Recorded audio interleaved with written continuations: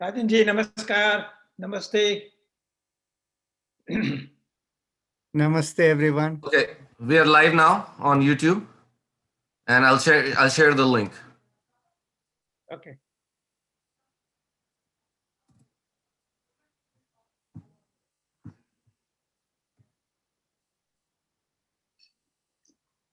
Can I go and share my screen for now? Yeah, all panelists. All right, so all good. Technically, you guys can begin. Okay, all right. Namaste, good morning. Jai Shri Krishna, everybody. Welcome to all. This is a special management of life management through Bhagavad Gita.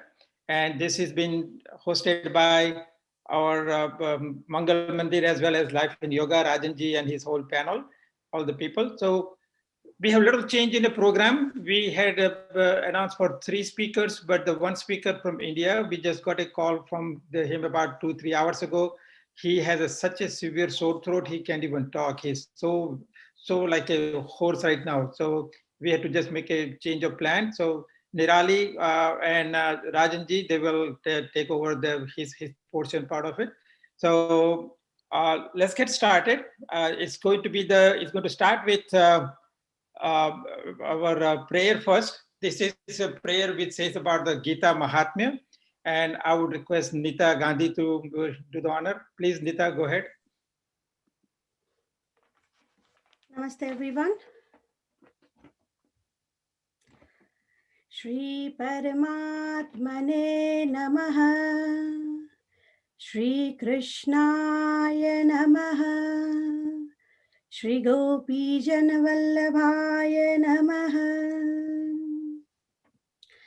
Sarvopanishado Gavo Dudka Gopalanandanaha Partho Vatsaha Sudhibhokta Dudkam Gita Amrutam Maha Ekam Shastram Devaki Putra Geetam Eko Deva Devaki Putreva Eko Mantrastasya Namani Yani Karmatpikam Tasya Devasya Seva.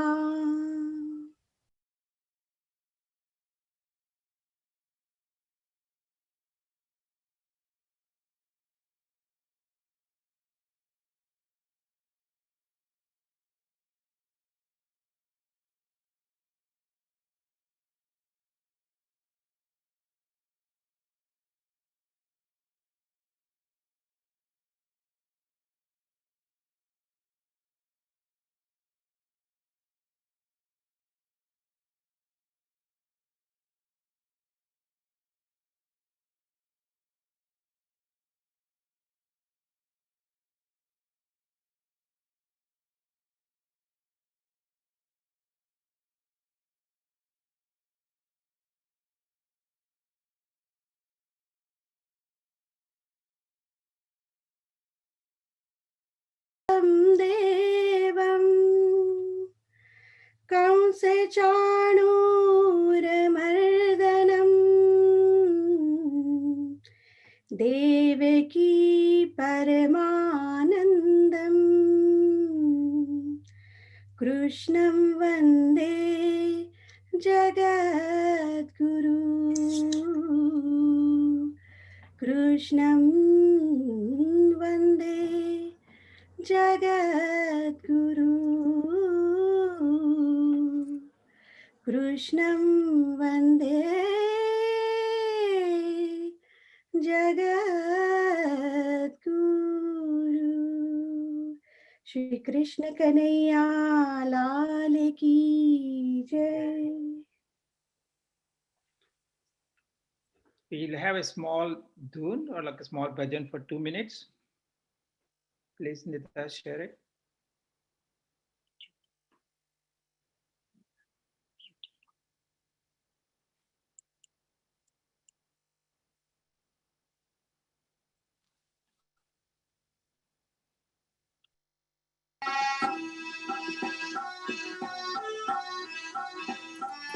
Om Namo Bhagavate Vasudevaya. Om Namo Bhagavate Vasudevaya. Om Namo Bhagavate Vasudevaya. Om Namo Bhagavate Vasudevaya. Hare Krishna, Hare Krishna, Krishna Krishna, Hare Hare, Hare Rama, Hare Rama, Rama Rama, Hare Hare, Hare Krishna, Hare Krishna, Krishna Krishna, Hare Hare, Hare Rama, Hare Rama, Rama Rama, Hare Hare, Keshava Madhava, He Krishna Madhusudana, Keshava Madhava, He Krishna Madhusudana, Hare Krishna, Hare Krishna, Krishna Krishna, Hare Hare, Hare Rama, Hare Rama, Rama Rama, Hare Hare, Hare Krishna Madhusudana, Hare Krishna Madhusudana, Shri Krishna Sharanam Mama, Shri Krishna Sharanam Mama, Shri Krishna Sharanam Mama, Shri Krishna Sharanam Mama, Hare Krishna, Hare Krishna, Krishna Krishna, Hare Hare, Hare Rama, Hare Rama, Rama Rama, Hare Hare, Hare Krishna, Hare Krishna, Krishna Krishna, Hare Hare, Hare Rama, Hare Rama, Rama Rama, Hare Hare, Om Namo Bhagavate Vasudevaya, Om Namo Bhagavate Vasudevaya, Om Namo Bhagavate Vasudevaya, Om Namo Bhagavate Vasudevaya, Om Namo Bhagavate Vasudevaya, Om Namo Bhagavate Vasudevaya.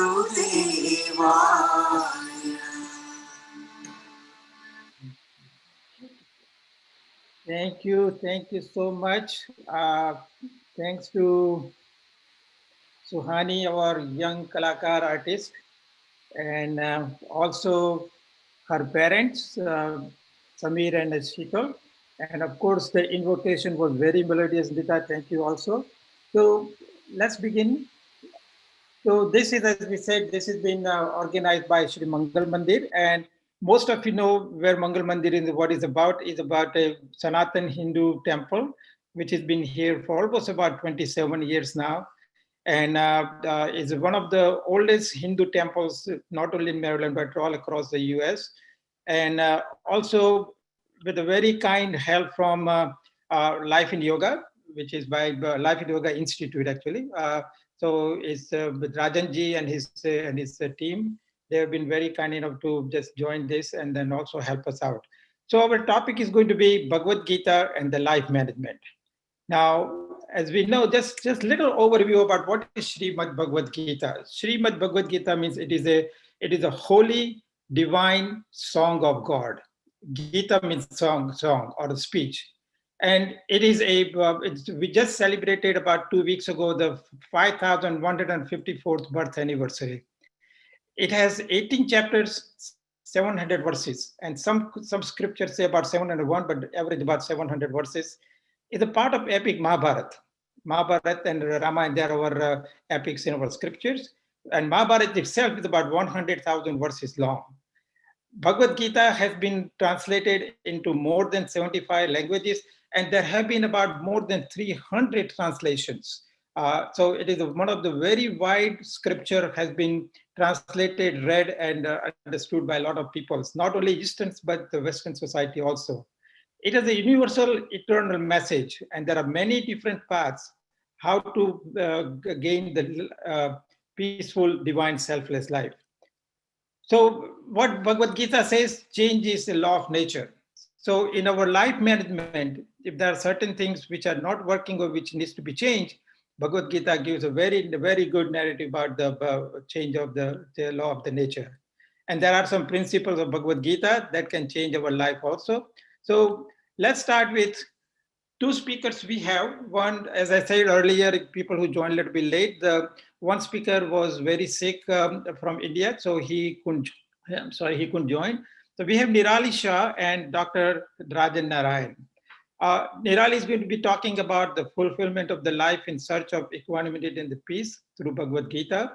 And Dr. Rajan will take us a journey of Bhagavad Gita from confusion, depression to realization as he's going through all the chapters of yogas. So a little bit of introduction about Nirali. Nirali, at a very young age, she had some life-changing events in her career. And she was trying to find the answers. Why this is happening to me? Why only me? And in this young age, I'm going through my studies and career and everything. Why do I have to face all those things? So she was trying to see where should we go down to? And she thought of going to finding our scriptures. And she found the book on Bhagavad Gita as it is by Prabhupada. And she says in about a week or so, she read about 100 pages that time. And she could find some answer to this. And then she got stuck to it. And then she had a very thorough knowledge or thorough reading and understanding of Bhagavad Gita. So while she was doing her research, all those things, she had written some other good papers also. One of them is the effect of the human alteration and enhancement on the identity of an individual, this transcendentalist view. Also, she studied about Kathopanishad, like Upanishads are our next to the Vedas, and it is there are 10 common Upanishads. The Kathopanishad, about one of them is a young boy Nachiketa story, who is finding the secret and the reason for the death. He challenges the god of death, Yama, also. So she read that, and she had some questions about the death in her own family. Also, she was reading on the central piece of teaching of the Bhagavad Gita, knowledge of the self.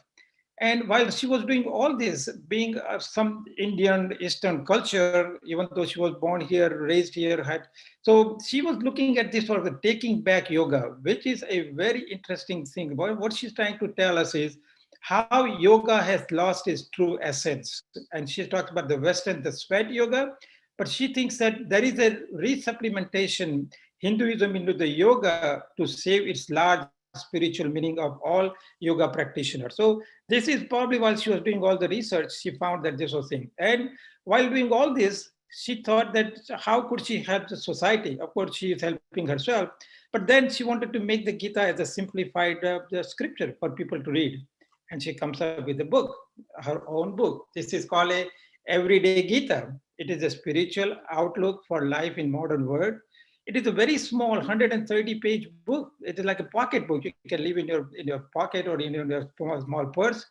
And there are through these chapters, which is like a soul, the death, obstacles and failures, pleasures, addictions, career, friends, family, meditations, prayers, etc. So she compiled all this, and this all came through the Gita. And in each chapter, she has made a reference to most of the words of Bhagavad Gita. So it's my honor to introduce, and this is also about Bhagavad Gita, which her book, she has really been practicing, not just by her book as a reader, but also in her own life. So I will invite Nirali. Please, Nirali, just join us and enlighten on your experience and tell us a little bit about your book and the Gita also. Yeah, thanks, Karen Masa. Can Thank you hear me? I'll stop sharing. Okay, you can go. Everyone can hear me? Okay, good. Yeah, I'll start sharing my screen.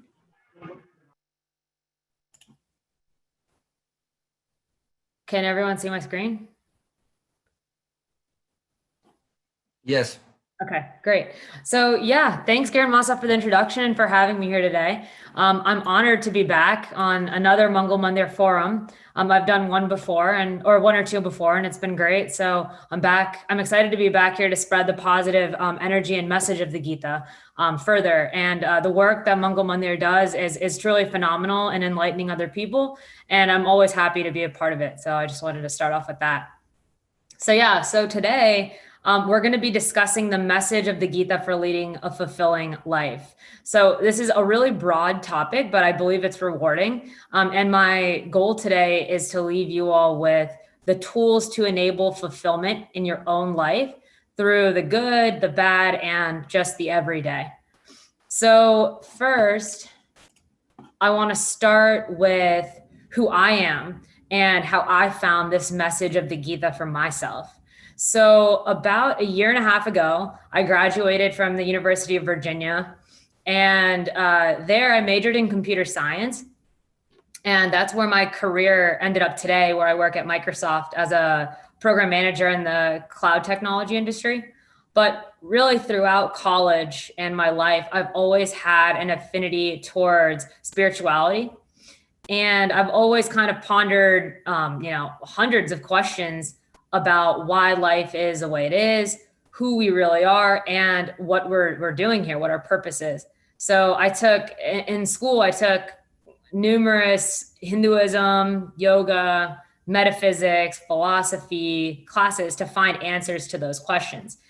And all of these classes helped me widen my interest in spirituality, but no class or lecture really helped me as much in finding those answers about life than the Gita did. So kind of a little bit of my story. It relates to my family. It all started back when I was 16 years old. My mom had suffered from an unexpected brain bleed, and she was really close to passing away. She was in the hospital for weeks, and my uncle literally at the same time was dying of cancer. And so I was really confused as a young person as to why my mom had been granted the ability to continue living and why he left this earth and left my life. And, why one, not the other? Where would my uncle be going? What does death mean? And why was the universe sending me down this path of adversity so early on in my life? So I had a lot of questions, and I'd never read the Gita. I'd heard about it, but I'd never even opened it, truthfully. So of course it happens that a week or so after my uncle's death, and I'm in my family's library room and where we have all of our books, and what book happens to kind of be popping out? It's the Gita. So I saw it from the corner of my eye and I thought, why not? I don't know what it was that switched in my head, but I had the desire to open the book and explore the pages. And the first, just coincidentally, that was my uncle's copy of the Gita, and his name was kind of inscribed on it. So it just felt like fate at that time for me to get connected to the Gita. So it took me a while to finish, almost a year to finish, but so many verses provided answers throughout that year, right when I needed them. And it all started to make sense. And the Gita, it really did help me find fulfillment in my own life at this really low point. It illuminated my path forward, and it gave me reason and purpose and meaning. And I really don't know where I'd be without the Gita today. And because I found my answers, and I wanted to have them as a keepsake to turn back to again and again when the going got tough again. I created a little diary of different verses and their meaning. And I started breaking up the verses to fit into categories like death. So if I went through death again, I could turn back to those same verses that I found meaning in. Friends and family, like relationships, obstacles and, so on and so forth, I kind of started bucketing these verses and little, descriptions of what those verses meant to me into those categories. And, I realized that diary started helping me immensely. But, I realized, why couldn't this help somebody else? So that's where my book, the Everyday Gita that you can see on the screen, that's where it was born. And today, I'm going to share with you a lot of what I wrote in the book. I'm actually going to be reading a passage from it as well. And, I'm going to try and show how we can all find this same fulfillment in our lives and cultivate it as a foundation for you to be supported throughout your life again and again. So with that introduction, we can get started with our discussion. So today, what we're going to learn, according to the Gita, what a fulfilling life is, how to achieve a fulfilling life, doing yoga, remembering the supreme truth, manifesting equanimity, right? We'll talk about all of these things. And finally, how we can maintain this sense of equanimity and fulfillment when good or bad happens, seeing it as the same, remaining in peace, and having long-lasting, unaffected fulfillment. So we'll talk about all of those things, and I'll do my best to guide us through that. So let's start with what a fulfilling life is. So from the definition I found on the internet, it's a satisfying or happy life that comes from personal growth of some sort. And really, when we think about it, right, like it's the single biggest goal of the human race. It's to find happiness. It's to find purpose and meaning and a reason to continue going. And we all seek it. So this is a really important question. So where can we find happiness? And, this question here of satisfaction or happiness, what does it equal? What is it? Is it success? Is it success in your career? Is it financial success? Like having all the money in the world, having fame? Is it having a really loving and close circle of family and friends? Is it traveling a lot? Is it power? Is it giving to others? There's all these different possibilities. There's lots of options here. But above all else, the Gita tells us that a fulfilling life is a peaceful life, one where your mind is undisturbed, you're not stressed, you're not anxious, you're not confused, you have clarity, you have calmness, and you have peace. And so this is what the Gita says is the ultimate goal of fulfillment in life. It's just being at complete peace. So how do we achieve this fulfillment or peace in our lives? Let's go to the bottom first. This is this kind of simple little equation I came up with for our talk today to help explain how one can reach fulfillment and peace in life. So at a high level, right, you have a confused individual, much like I was when my mom's medical incident happened and my uncle passed away. I was this confused person who is seeking fulfillment and seeking some sort of peace. And what can we do at that point to eventually reach this fulfilling life? It takes a number of steps. So you perform yoga, which we'll talk a little bit about. It's the focusing of the senses to reach the supreme truth. So once that individual has learned, understood, and can remember at any time the supreme truth, they will have manifested their understanding into belief. And at that time, their mind is unaffected and is in this even state, in this balanced state that we call equanimity.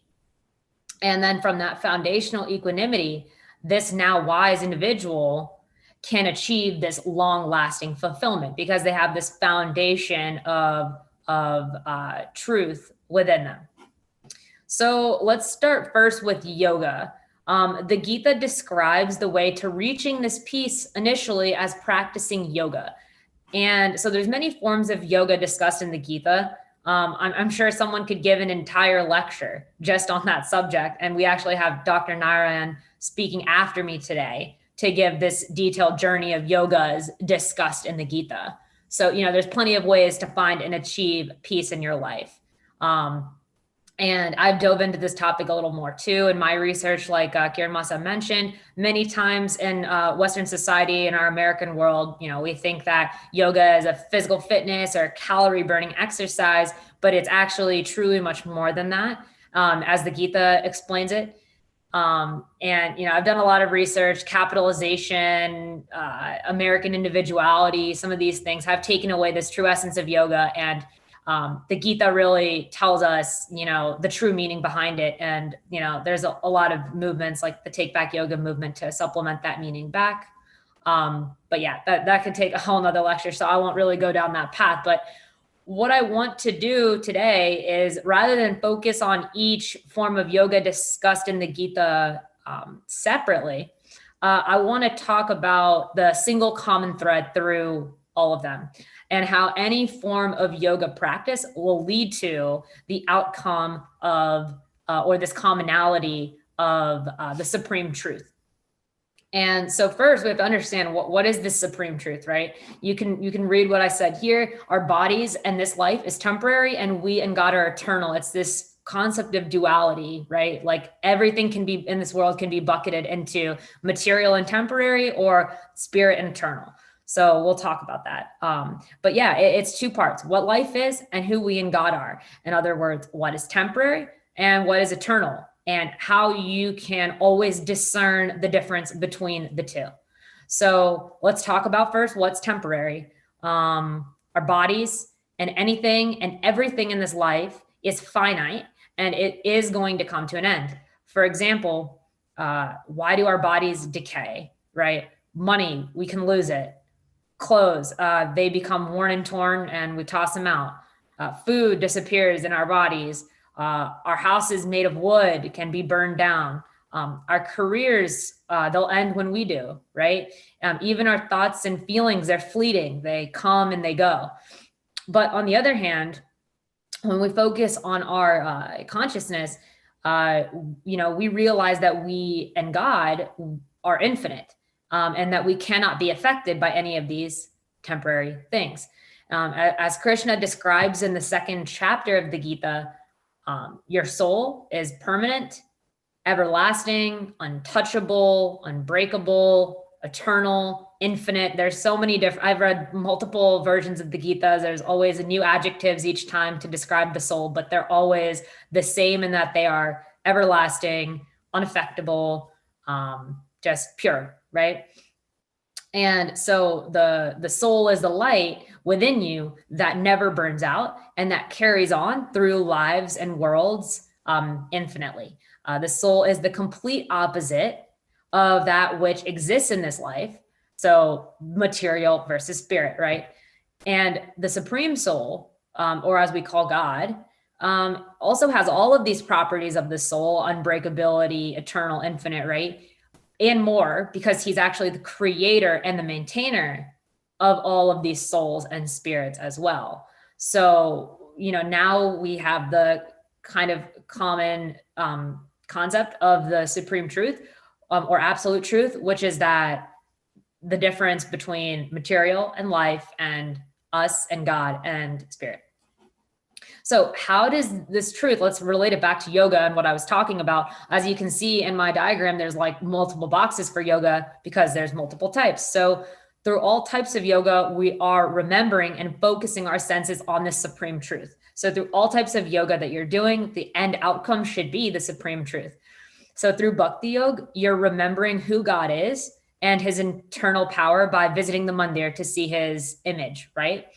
Through Dhyan Yoga, you're remembering who you are amongst your fleeting thoughts and events in life. Through Karma Yoga, you're remembering that you shouldn't be over concerning yourself with the fruits of action because they're temporary and we're not.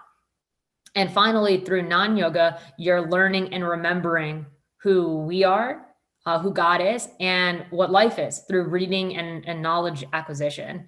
So all yogas outlined in the Gita share the underlying message of focusing on this truth in some shape or form. And the Gita, leaves the choice to you. Whichever method of finding and remembering the absolute or supreme truth that works for you is perfectly okay, as long as it brings you to that supreme truth and eventually brings you to peace. So, what's the big fuss about the supreme truth though? Like, why does this truth end up equaling equanimity? So it's this, kind of this end part of the equation. So it's really like a reality check is how I like to think of it. When you have a bad day, you get a bad grade on a test, you fall and hurt yourself, you have some kind of inconvenience, like let's say even being stuck in traffic or losing some money, you're naturally going to feel human emotions of annoyance and anguish and anger and pain. But when we can quickly turn our minds from those emotions and tap into this truth that those disturbances in our life are temporary and that they're going to pass, but that we are permanent and stronger in our hearts and souls than those temporary things, we're not going to let them disturb us, because what power can they possibly have over an unaffectable and timeless being like ourselves? So we're not going to let those material things affect our peace and fulfillment, because we know they're temporary and they can't disrupt or sadden or give anguish to something that is as powerful as our soul. So over time, as you continue to turn to yoga to find the supreme truth, you're going to be able to tap into it much more easily, right? Like, from when you initially sit down for meditation, for example, and it takes you, the first time you sit down, it takes you a really long time to connect to your true self, right? And to push your thoughts out. Maybe the 10th time you do meditation, you connect quicker. Maybe the 100th time you do you do meditation, you connect even quicker. So that's the point, right? You're going to be able to tap into this truth much more easily, because at that point, you're going to actually start believing in the supreme truth. You're going to believe deep down in your core, like something happens and you're like, oh, well, it doesn't matter because it's temporary. It's not going to affect me. And that when you manifest the supreme truth into that belief, it becomes a foundation. And that's what equanimity is. This fourth piece in the equation. And that by definition, equanimity is this constant evenness of the mind. It's this state of permanent mental calmness. And I'm going to explain this more on the next slide. But yeah, to find this unaffectedness and this balance that we call equanimity, we have to continue to work and to practice yoga and focus our senses, rein them in, right? And it takes an open heart to believe in the power of the supreme truth. That concept of temporary versus permanent, material versus spirit, and the real weight and importance of what that means. That long-lasting faith in the supreme truth is going to turn to constant equanimity, which is going to bring that fulfilling life. So now that we kind of understand at a high level this equation, and some of the benefits of doing yoga and finding the supreme truth, let's see how we can maintain and solidify that sense of peace and fulfillment when things get tough in life. So that is the last part, right? How to maintain fulfillment through bad and good events. So we learned that doing yoga and focusing on the supreme truth can bring us peace. But how can we make the peace long lasting and strong enough to push us through and keep us fulfilled during times of adversity, right? Good and bad events. So as we just discussed, repetitive yoga and that strong belief solidifies equanimity, which is this unwavering mental evenness and peace. So bad and good events happen in life, right? It's inevitable. And as we learned in the last slide, life is temporary and therefore it's extremely volatile, right? It brings change, things being one way one day and another way the next. It's anxiety provoking, and it's really hard to manage happiness throughout. So I'm going to explain this concept better with a passage from my book that Karen Massa mentioned earlier.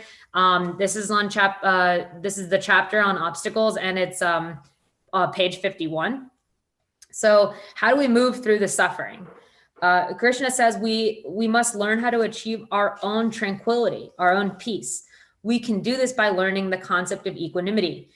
Equanimity, by definition, like I just said, is a state of mental calmness, absolute composure, evenness of temper. So how do we reach it? Let's think of a seesaw. And that's why I have this image up on the screen. One side is labeled good, the other side's labeled bad. An occurrence or a situation comes into our lives. It plops down on the seesaw.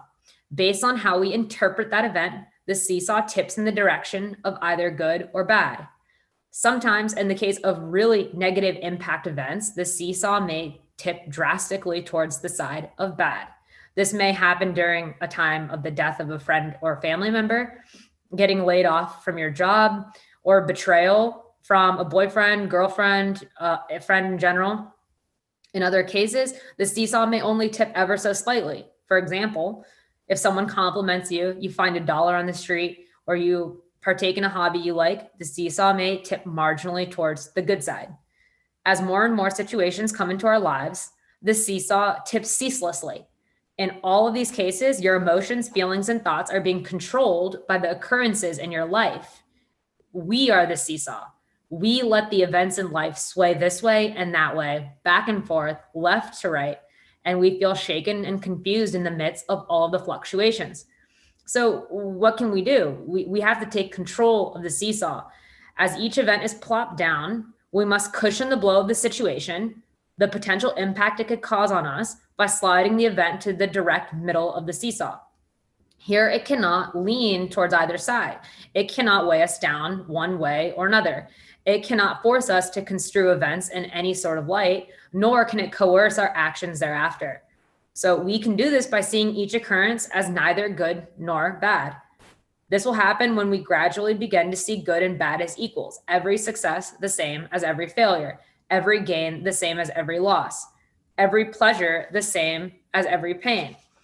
Remaining in equanimity through good times and bad times, it purifies our mind and it eases us to the point of complete unaffectedness in light of the worst adversities and the best successes. Eventually, the mind becomes completely still in the wake of any movement in life, even if they aren't momentous moments. Any happening or occurrence becomes smooth and digestible, and we strip unpredictability's title of scary and daunting. This is the mastery of life, and this is the mastery of suffering. So that was from my book on the obstacles chapter, pages 51 to 53. And so what can we learn from this, right? Practicing yoga and arriving at the supreme truth can help us slide that event to the center of the seesaw. So then we're not tipping ceaselessly. With each event that can sway us, we're completely even in the center. And so let's reiterate why the supreme truth can help give us the power to push that event, however large or small, to the center, because it doesn't come naturally. We naturally actually tip this way or that way. It takes effort and work in the form of yoga and focusing on the supreme truth to be able to push that event to the center. So the supreme truth, it brings a sense of relief through any moment in life when material things come and go and life events present themselves out of our control and according to a higher plan. We're going to hold on to this sense of underlying peace since we know our souls are stronger than anything or event, since all of those events or things are temporary. So no matter if they're good or bad, big or small events, they're all the same and temporary. And we know they'll pass because they're temporary. And since we're permanent beings and these events are temporary, how could they possibly affect us?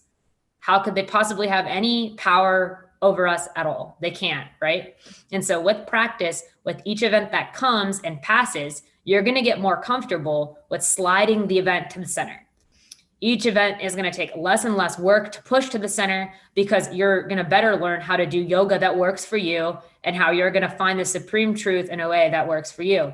And so as you continue to invest in knowing the supreme truth, you're going to build this foundation, this super strong foundation of belief in this truth, that you are this powerful, unaffectable soul, and it's going to manifest this equanimity in your mind and body. So your mind is going to become much more sound and stable and able to get through adversity, through the bad and the good events.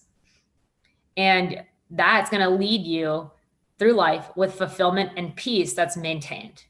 So that's kind of what I had today. I've done my best to put this into practice in my own personal life.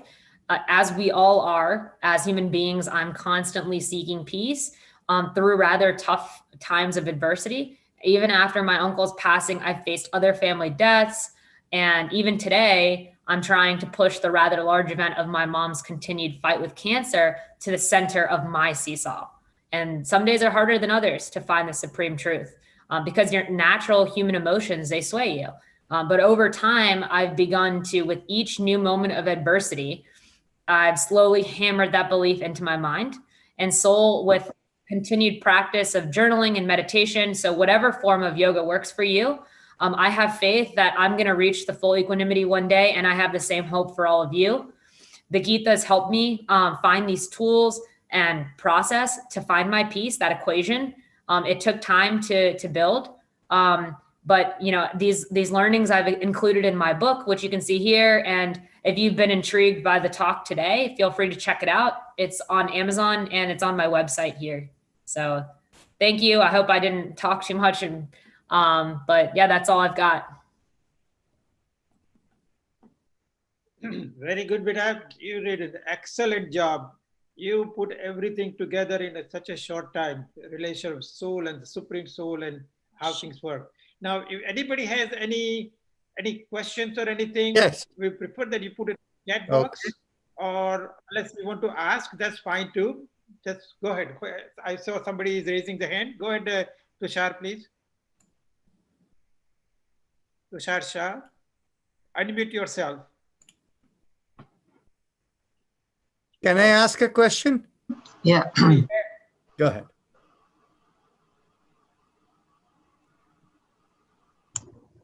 So let me ask a question since I don't hear anyone speaking. Can you hear me? Yes. Okay. I have two questions for you. One is you have written a book, which means I presume you want to share it with other people so that other people can be benefited from the perspectives you have. The second thing that I also see is you're talking about taking back the real yoga as opposed to the sweat yoga. Okay, so the question I have for you is, you're right there in the technology world with Microsoft. So are you sharing all of this with your colleagues? Are you trying to make a difference in all the stresses that people go through over there? So in what way are you helping over there? What are you doing? That's my question. Sure, that's a great question. And actually, I'm going to be honest. I shared my book with my professional network and colleagues much later than I did with my friends and family, and that's because it was my first job ever.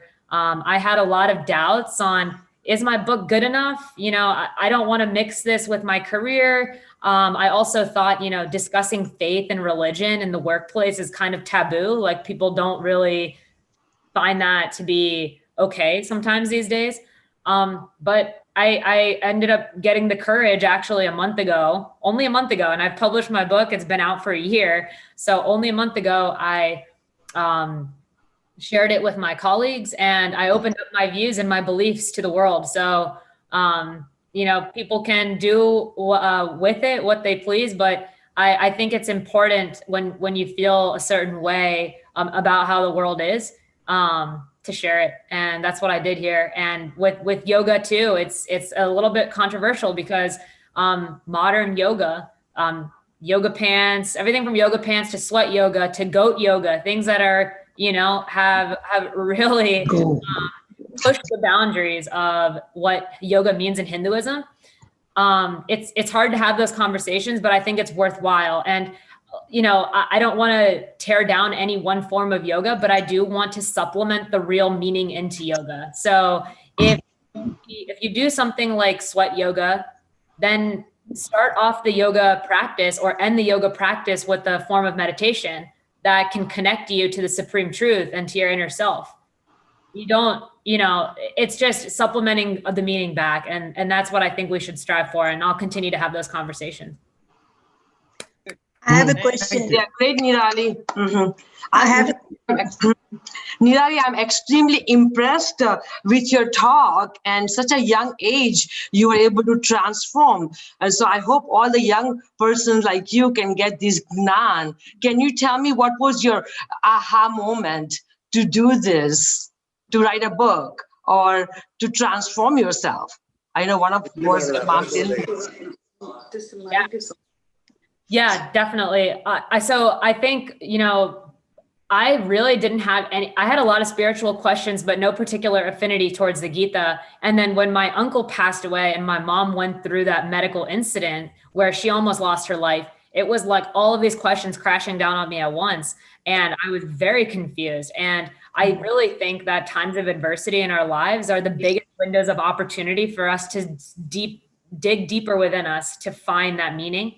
And so that time of adversity really was the first of many to spark me to at least read the Gita. And then the concept of writing the book, like I truly was just writing it for me so I could go back and access my thoughts later on. And I like writing and everything, so it made sense. And then my dada, actually, who's in India, he encouraged me to, there's a lot of stipulations on who can publish a book in America and things like that. But in India, he told me, people publish books all the time about their lives and whatever. You just self-publish. And so he gave me the idea, why don't I just self-publish in America and see what happens? And it's done great so far. I've gotten good feedback. I've raised a lot of money because all of the sales of my book go towards charity in India as well, and feeding the homeless. So it's gotten good traction so far, and I'm going to continue to relay that message and inspiration so other people can have their aha moments. Okay, Hello, thank you so much. I have a question. Can I say something, please, before you go on?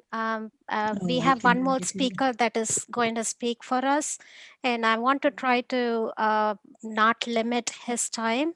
So we'll give you 5 more minutes to ask any questions, but then we need to move on. Those that have questions, please hang back. There is no time limit to this meeting. We will wait until everybody's questions are answered. And after you ask a question, unmute yourself. And Tushalji, you have had your hand up for quite a long time. I don't want your hand to hurt, so please go ahead. And then we need to move on to the next presentation. But we will come back after the presentations are done. And Nirali, please hang back to answer the questions. Thank you.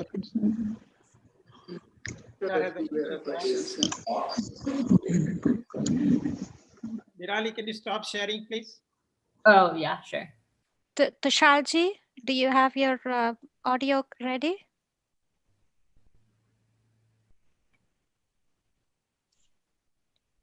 No, I think Anuji wanted to ask a question.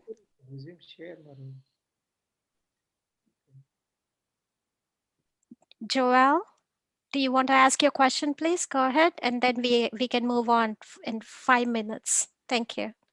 Yes, this is a great presentation.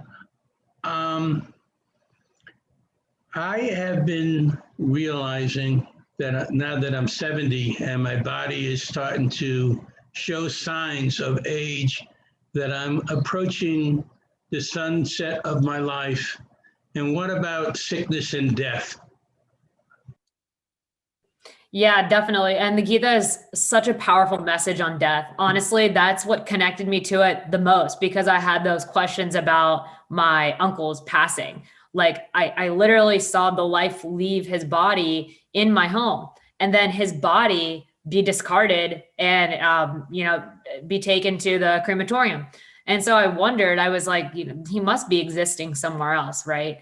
And so the whole concept of the soul and what we talked about today with the supreme truth, it really manifests that concept of death. The fact that we as eternal beings are going to live on and are unaffected by, I talked a lot about events, but physical illness and mental impairment and all of these things, they still do not affect who we are deep down, our consciousness, that thing that you see behind your eyes when you close them.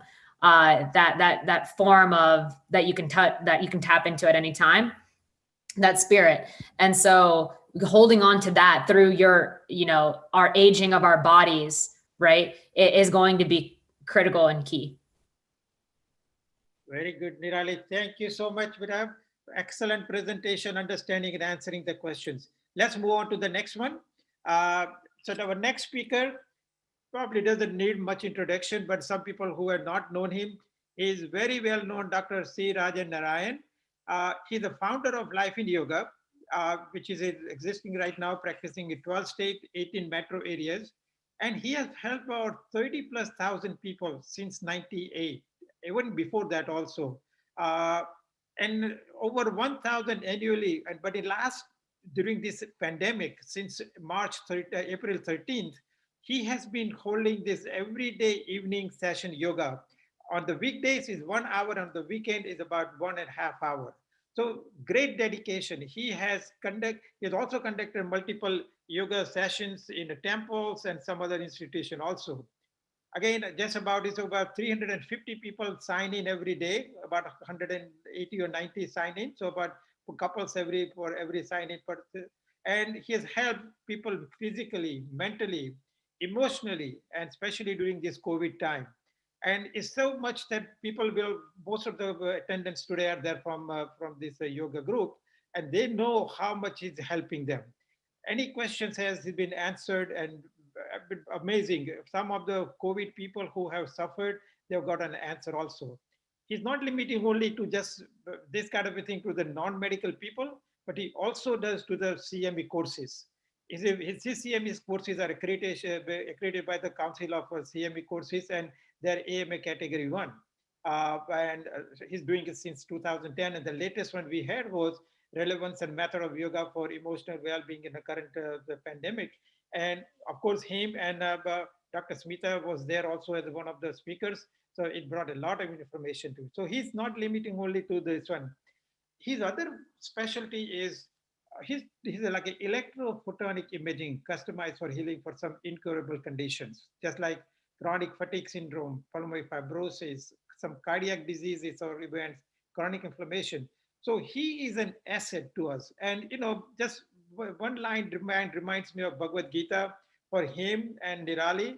What Lord Krishna says, Manushyanam sahasresu kaschit siddhati. So out of thousands of people, there is 1 or 2 people who will understand me and give my message to the world. And these these people have done it excellent. So Dr. Narayan, please take over, and thank you again so much. I'll stop sharing.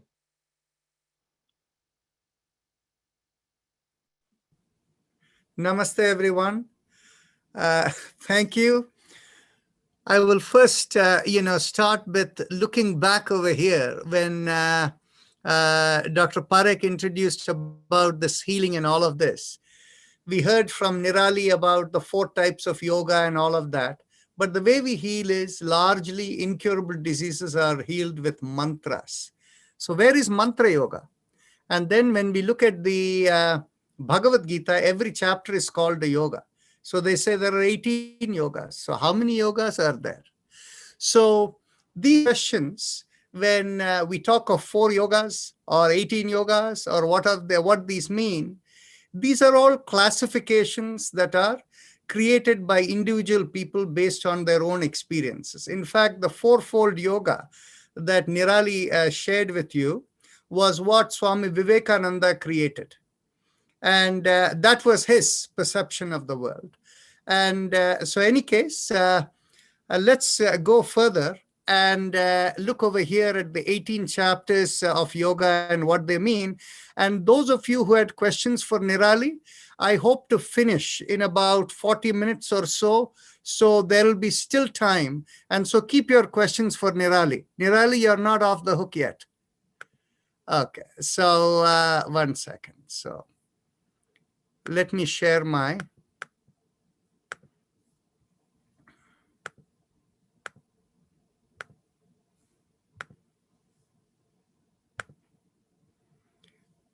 Okay. Okay, so you can see the presentation here. So the outline of what I'm going to talk about is what is yoga? Why are the 18 chapters of Bhagavad Gita called yogas? What is the structure of Bhagavad Gita? The comparison with Yoga Sutras, since Yoga Sutras is considered the comprehensive understanding of yoga. The 7 statements and 17 questions of Arjuna. Arjuna is the character who is asking all the questions, and Krishna as the yogi is answering all the questions over there. So what exactly, so looking at the questions are very, very helpful. But however, the questions go and the 7 statements, or they go through the entire 18 chapters. We will not be able to cover all of them, but nevertheless, we can look at it at a cursory way. There are some 67 slides over here. I will not complete all of them. And then the power of Bhagavad Gita. And so we'll talk about it. So, and again, whatever you see here, if this is of interest and if further discussion is warranted, we can always have another opportunity, no big deal. So what is yoga? What are the 18 chapters of Bhagavad Gita? Why are they called yoga? So yoga is the spiritual connectivity beyond the body. And this is where Nirali expressed it very nicely, being able to focus beyond the physical world about what your entity is, and all of that is what they say is yoga. And in Yoga Sutras, now when we say this spiritual connectivity beyond the body, we should ponder for a moment. Nirali used the word equanimity. So when you have the equanimity within you, which means you're not being affected by things that are creating a flutter in you. And this, of course, in one of the, in a place in Bhagavad Gita, it says, what is yoga? Samatvam yoga uchyate. That is, when you have a balanced mind, that is what is called yoga, is one way in which it is expressed over there. However, being equanimous is not the same thing as being connected with the cosmic intelligence. And in yoga, the term that is used called samadhi state. And that samadhi state is the state when you're connected with the cosmic intellect in such a way that mentally you can divine answers to anything. You mentally have a question, you focus on it, let go, and the answer comes to you. And that process is called samyama in yoga. And so that goes into a higher level of connectivity whereby you can divine answers. Now, yoga is also often referred to as the effort or practice to connect. So in other words, when you make an effort or practice to connect, now you talk about, there are essentially 3 approaches to do that effort or practice to connect. One is the physical cleansing approach. The body, from the body, you go into the higher state beyond the body and even beyond where you reach the highest. So the first level of cleansing is the physical body cleansing. And that approach is called Hatha Yoga. That is why in Hatha Yoga, what you see in yoga studios, and in a loose way, Nirali was calling it a sweat yoga. So over there, the key part is you're looking for physical purification. And very often, of course, that leads to a great focus in keeping the right form of the body looking attractive, doing this, doing that, and all of that. So that, from a yoga perspective, is called you're purifying the communication systems within your body. They are called nadis in yoga, and that is the Hatha Yoga approach. Now, there is another, the second approach, that karma is a wrong word. I don't know where I got that from. The second approach is called Tantra Yoga. So the Tantra Yoga approach is approach of tuning in with vibrations. So essentially, what in yoga we say is we have 3 bodies. We have the physical body, we have the vibration body, and we have the spiritual body. So you can think of it as the gross body, the subtle body, and you can think of it as the causal body or the soul. Okay. So the beyond the physical body is the vibration body. So when you're able to tune into vibration, that is the zone where mantras are used. And so our focus is on clearing the channels through vibration, through sound, whereby you can transcend the body. And the third approach is to work at a level of mental cleansing. So that is the Bhakti Yoga. In the Bhakti Yoga, you're mentally letting go. You're surrendering to the Lord. You're surrendering to everything that is beyond you. And so the three approaches, one is physical cleansing, the other is vibrational cleansing, and the third one is mental cleansing and letting go. Because the mental is the block that prevents you from having equanimity. When mindfully you're thinking of all the tragedies in life or whatever, now once you let go and accept it as part of it, then in which case you have surrendered to it. So, and now in all of these, the practices are more important. And you saw Nirali refer to the meditative practice that brings you in there. Now, Bhagavad Gita represents an effort to connect, and all these paths are all described over there. So Bhagavad Gita is not yoga, but Bhagavad Gita tells you the different ways in which you can approach yoga. And Bhagavad Gita situationally represents karma yoga and some bhakti yoga in there. And how does it do that? Arjuna, who is the character over there, he has to be motivated to go and fight. That is his duty to do, his karma. So Krishna is basically doing all of this to persuade him to go and fight and do your karma. That's your duty. And so, and then the aspect of bhakti that is there is that by showing him the Vishwarupa Darshana, or the nature of the cosmos, and finally, of course, where Krishna says, by surrendering into Krishna, you'll reach everything gets taken care. That is the aspect of bhakti that comes over there. And the discussion of Bhagavad Gita also touches on what is called the Raja Yoga aspects. What is the Raja Yoga aspects? Raja Yoga is literally the system or the science of yoga. How does all of existence hang together? How do you go and approach it? And this is what is systematically explained in the Yoga Sutras. And a lot of it Krishna gives to Arjuna. But we have to remember this is a conversation between two people in the middle of a battlefield. And so the way in which Krishna is going to express is, and also remember, Krishna and Arjuna have been friends for many, many years. They have known each other from a long time, and they are very, very dear friends. So knowing each other and how you express. So it is an expression between friends, and the language and the assumptions they make of each other, it may not be it cannot be understood in the same way for others who are looking at it. So let's look at the structure of the Bhagavad Gita. Essentially, there are three divisions of content in the 18 chapters of Bhagavad Gita. So the first 6 chapters address the individual effort for yoga. The chapters 7 to 12 talk about essentially the nature of existence. And then chapters 13 to 18 is a lot of details.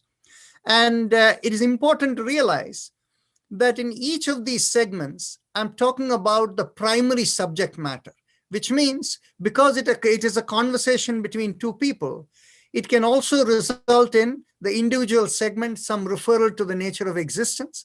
And in the nature of existence discussion, there can be referral to the individual effort that a person puts in and the individual relevance and things like that. So if you look at the first section, the 6 chapters over there, it is what is, you can see Arjuna is in a state of despondency. And so Krishna leads him towards the idea of through explaining through logic, and then going on to the concept of duty, the concept of realization and the karma, doing one's duty, and then finally into full yoga. So the 6 chapters over there are called Vishada Yoga, Sankhya Yoga, Karma Yoga, Jnana Yoga, Karma Sannyasa Yoga, and Dhyana Yoga, or Atma Samyama Yoga as it's called. So let's ponder a little bit over here. The first chapter, the concept of Vishada Yoga, is extremely important. We have not only Arjuna there in the battlefield, who is in a state of complete confusion. I'm here in front of my own kith and king, my relatives, and the job of the battle is to go and kill all of them. Makes no sense to me. And we have an Arjuna right over here in our gathering over here, who expressed her own Vishada, where she was, the despondency, when she saw her mother and uncle in the various state that was in. So actually, this kind of despondency is normally the trigger to seek beyond. In fact, when people look for answers and to connect with yoga, the starting point is something in the life that shakes them up and they don't know where to look for what. And that is what is the despondency of the yoga, that which motivates you to look for an answer. That is the nature of yoga in the first chapter that Arjuna is talking about, the Vishada Yoga. The second element is the path of logic. And the path of logic was very nicely put by Nirali earlier on. Hey, life is transient, get over it. Just realize it, accept things that are going on, and try to get your mind to understand. You have to have that attitude of acceptance, and that's how you bring back to the balance. And this is the point that Krishna explains, the path of logic, to Arjuna over there. And the third part of chapter is the path of duty, the Karma Yoga. What is the concept of Karma Yoga? It's very important, actually. From chapter 3 alone, one cannot tell the deeper aspects that come in, but in the in the later chapters, Krishna explains the concept in greater detail, particularly when he talks about the multiplicity of creation, about how the big banyan tree kind of approach he explains over there. But what happens is, when a person is born for the first time, do they have karmas that make them to be born? No. In the first creation, it is the expression of the Lord where all of creation takes place. And in that, every little being created is given a little role, and each person doing their role makes the cosmic flow. So each person in the first birth has a certain set of program to fulfill. And in the yoga language, those are called the initial blemish or klesha. And today in our language, we can call it as the initial program through which you're born. And of course, in the Christian setup, you think of it as the initial sin that results in the cause of existence and all of that. So, whereas on the other hand, the concept of karma has multiple meanings. When we use the word karma, karma literally means duty also. But then there are two other aspects to it. One aspect to it is what impels you into the duty. There is a programmed entity within you that is calling upon you to do that duty.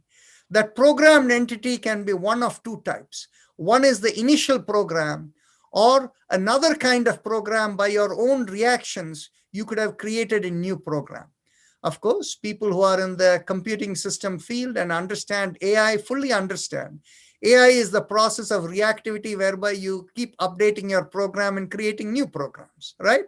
Artificial intelligence. So the thing is basically, when we react to situations, we create new programs within self, which are also called karma. That is the impelling factor. The programmed element of karma is the impelling factor that creates your duty, which is there in front of you. And if you react to the outcome of the duty, then you create new karmas, which will have to manifest later on. And so what is the concept of karma yoga?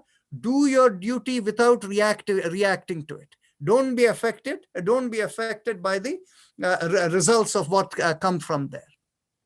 Then the next part of that he gets into is the path of knowledge of the Jnana Yoga concept. And the Jnana Yoga concept is really a little bit a deeper embellishment of the path of logic that came from chapter 2 and how you get into that. The next part of it is the Karma Sannyasa Yoga is a very interesting aspect. You know, you use the word Karma Sannyasa Yoga, and then the next part is in chapter number 6 is the Dhyana or the Atma Samyama Yoga or the path of yoga. So here we have to distinguish between two terms. What is the meaning of sannyasi and what is the meaning of a yogi? And Krishna takes great pains, particularly in I think in chapter 6, where he goes to explain to Arjuna, hey, become a yogi. A yogi is a higher place than a sannyasi. So what is the meaning of that? So the key element of it is sannyasa. The root word itself means samyak nyasa, complete awareness. Nyasa means awareness. Sannyasa means complete awareness. And one who has complete awareness, what is the nature of their existence? That is what Nirali described to you. That is, whatever comes in front of you, you do your duty, but you're unaffected by the results. So there are two components of it. One component of it is the dispassion, not being affected by anything. The second component of it is you're not letting go of life and walking away. You're not shaving your head and sitting in a monastery. You're engaging with life. And you're taking care of all the duties that come in front of you. So taking care of your duty and not being affected by it is the nature of sannyasa. However, the nature of a yogi is to be able to transcend beyond the body, connect into the cosmic intelligence, and get answers to all questions experientially. The sannyasa may not have the same level of higher experience and the complete connectivity with the cosmos and the Lord, whereas the sannyasa has enough awareness whereby the person is unaffected by things and yet is able to understand their own role in life and do their duties. So this is the distinction that is being created over there. Now let's look at the chapters 7 to 12, where the structure of the nature of existence is explained. So here the focus is on cosmic reality. And again, here the term vijnana, the term in chapter 7, what is called jnana vijnana yoga, God and the world. The concept of vijnana is the concept of the process whereby, or the system whereby all of the world plays, the cosmos flows, the cosmic dynamics. And when we talk of the cosmic dynamics, what we are talking about is in the Vedic system, you talk of it as the Rita. There are many people who come with the word Rita and Ritu, right? Rita means the cosmic flow. So to understand the cosmic flow that we are all part of, that is the concept of this is where Krishna begins to explain that each individual person's actions fit into the larger scheme of things. And that is what makes the cosmic flow. And of course, by chapter 8, the Akshara Brahma Yoga, the eternal and the cosmic evolution, and then the Raja Vidya, Raja Guhya Yoga, of sovereign knowledge. Okay, that needs a correction over here. 1 second. So since we are doing that, we may as well. Okay, so that is good. So the beauty of being in this is we can correct it as we go along. Okay. So knowledge. And then, of course, chapter 10 talks about Vibhuti Yoga, the expression of the Lord in everything. And then chapter 11 is where Krishna is able to give Arjuna the ability to experience the entire cosmic reality. You see, to be able to experience the entire cosmic reality is a life-changing moment. When you're able to directly experience beyond, when you become timeless, you can go into the past infinitely. You can read the mind and nature of everything in all of existence. That's a place of, complete, it is literally an experience that changes your whole perception of everything. And that is what happened to Arjuna in that this thing. And what does that do? Once you have that experience and you understand everything is simply manifestation of yoga, there is nothing more left other than simply surrender to the Lord. And that is where the Bhakti Yoga of complete comes in chapter 12. And then, of course, the third part about the discussion is really the discussion about the classification of details relating to questions related to the interplay of cosmic reality and the individual within it. So Kshetra is the field, Kshetrajna is the one who engages in the field. Kshetrajna Vibhaga Yoga is where you can think of it as the one who is engaging and in the field. So the concept of Prakriti Purusha that comes from yoga.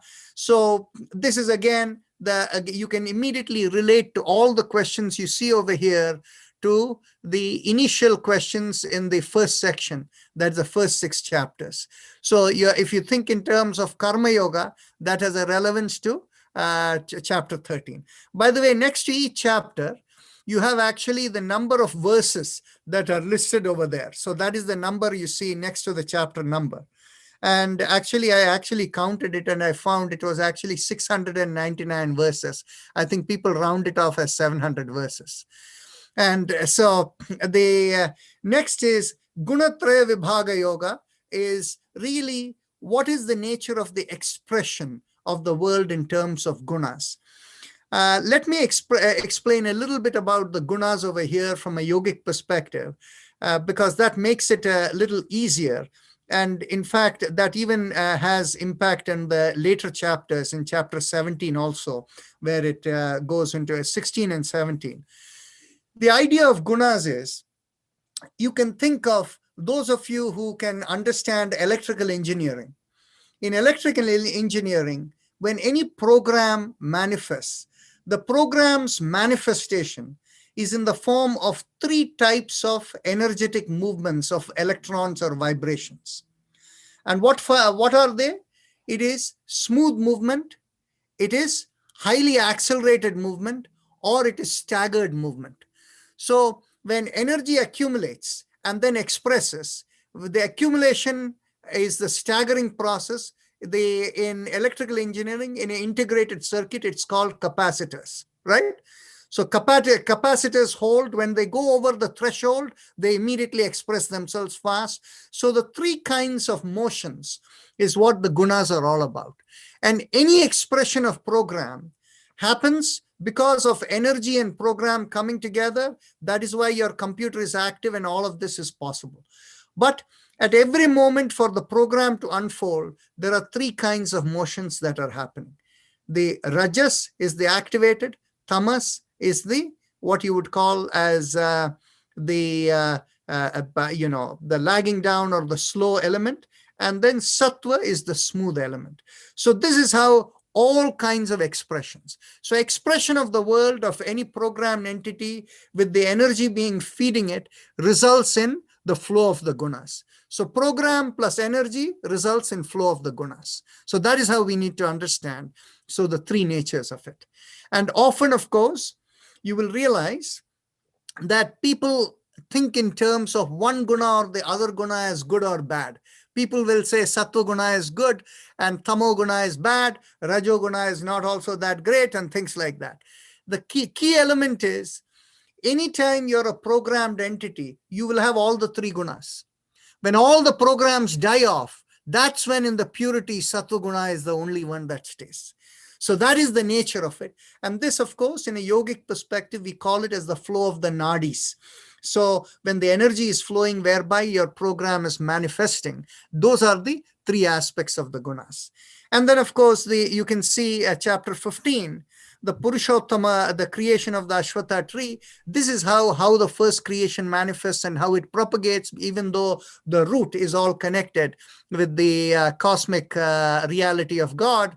So all of that is this thing. And then the nature of Daiva Asura Sampad Vibhaka, how it is, mind can get deviated one way or the other, and all of that is. And then, of course, Shraddha Traya Vibhaga Yoga, that is the aspect about how faith is very important, and Moksha Sannyasa Yoga, chapter 18, where he goes into more. Here, in all of these discussions, this is where, in chapter 18 particularly, there is a discussion of the difference between who is a tyagi and who is a yogi. You know that actually a tyagi and a sannyasi, not yogi, the discussion is tyagi and sannyasi in chapter 18. Tyagi is a person who is ready to give up everything. Whereas a sannyasi is a person who doesn't seek anything, is affected by nothing, but yet is engaged in all activity. You see, this is the big distinction between the Buddhist approach and the Sanatana Dharma approach. In Sanatana Dharma, when you're born in this body, you are born in order to engage in actions in this body, and those actions are not for this body. This body is only an instrument. But every action you do has a divine purpose. We are fulfilling God's purpose in our action. And so, but then we shouldn't be affected by anything because we are only an instrument. And whereas when a person is confused, they become a tyagi. Let go of everything, nothing matters, about this thing, let go of everything. Letting go is not the answer. Being unaffected is the answer. Right? So this is the aspect that comes, as you can see, the three divisions of the yoga that come in. Now, I'll give you a little bit of a view of the comparison with the Yoga Sutras over here, the document of yoga. So Bhagavad Gita, as you see, is a conversation between two friends. Whereas on the other hand, the Yoga Sutras is a comprehensive essay on yoga. And in Bhagavad Gita, it is being addressed to a friend in distress. Whereas in Yoga Sutra, it is addressed to a seeker. And there is a slight difference between a seeker and a distress. Of course, distress leads to seeking, right? As Nirali found it and Arjuna found it. But on the other hand, being in distress is not necessarily, it doesn't transcend everybody into a seeker and stays there for life. They may partially, they say that you develop temporary dispassion at the time of death. And after a month or two, when you're cleared of it, you again lose all of that and you're back to fighting the physical challenges of life, right? And being affected by the stresses. So here the context in the Bhagavad Gita, actually, maybe I have a way to, yes. So here now in the context of it is specific to the need and capacity of the friend in need. Whereas on the other hand, in the Yoga Sutras, the context is generic and applicable to all. It is not specific to an individual person. And of course, this is motivated, here it is motivated to make Arjuna to go and fight, to do his duty. Whereas here, the motivation of the Yoga Sutra is to remove confusion for those with higher experiences. In fact, in the idea, as I said, the difference between a sannyasi and a yogi is able to transcend the body and experience beyond the body. When experiences beyond the body happens, the person it can lead to a lot of confusion. Just because a yogi has higher experiences, a role of a yogi is no better than anybody else. The yogi is only an instrument of the divine flow like everybody is. So just because a yogi has some ability to experience beyond, it doesn't make the yogi a superior or inferior person to anyone else. Everybody is simply an instrument of the cosmic flow.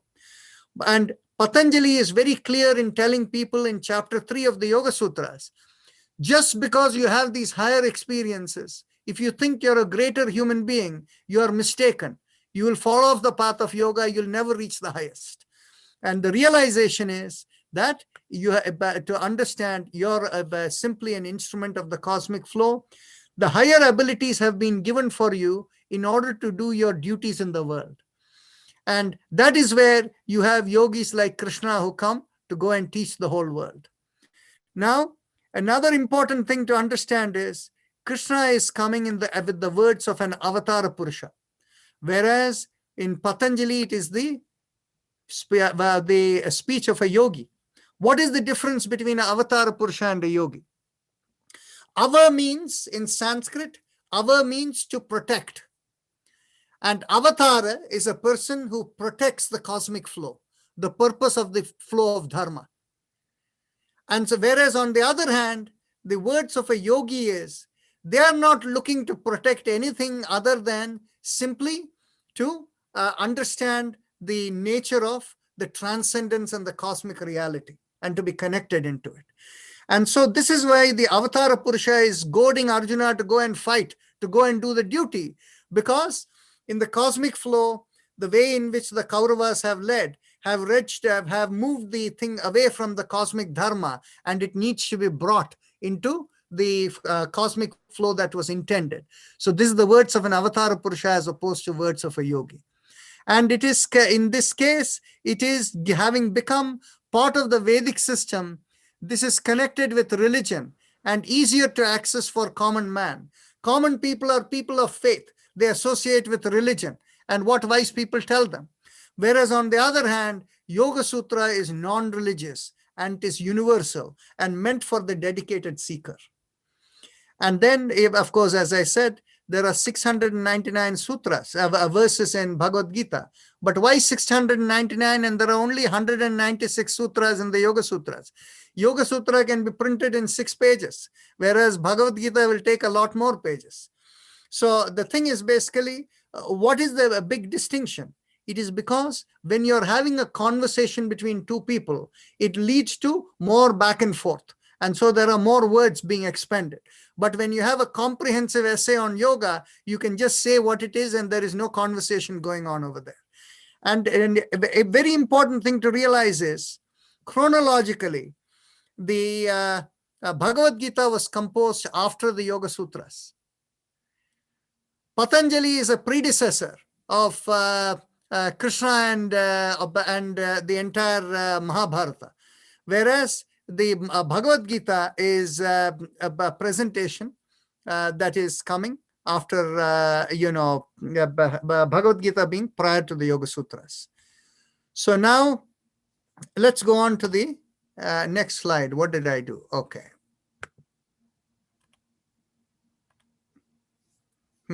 Did I get stuck because I used annotation? Okay, let's see.